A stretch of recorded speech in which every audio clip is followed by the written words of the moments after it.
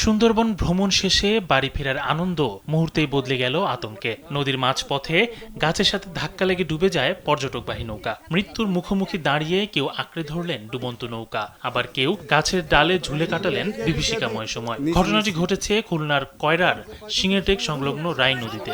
আংটিহারা নৌপুলিশ ফাঁড়ির ইনচার্জ মোহাম্মদ ফারুক হোসেন জানান, সুন্দরবন ভ্রমণ শেষে একটি কাঠের ইঞ্জিন চালিত বোটে করে ফিরছিলেন ৯ জন পর্যটক। কিন্তু নদীর মাঝে হঠাৎই একটি ডুবন্ত মরা গাছের উপর উঠে যায় বোটটি।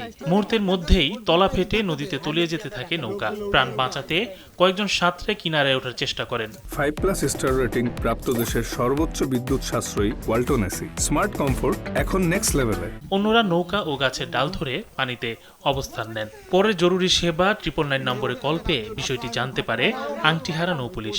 খবর পেয়ে পুলিশের একটি উদ্ধারকারী দল দ্রুত ঘটনাস্থলে যায়। পরে নৌপুলিশের সদস্যরা দ্রুত অভিযান চালিয়ে নদী থেকে 9 জনকে উদ্ধার করেন। তাদেরকে নৌপুলিশের টহল নৌকায় তুলে নিরাপদে ফাঁড়িতে নিয়ে যায়।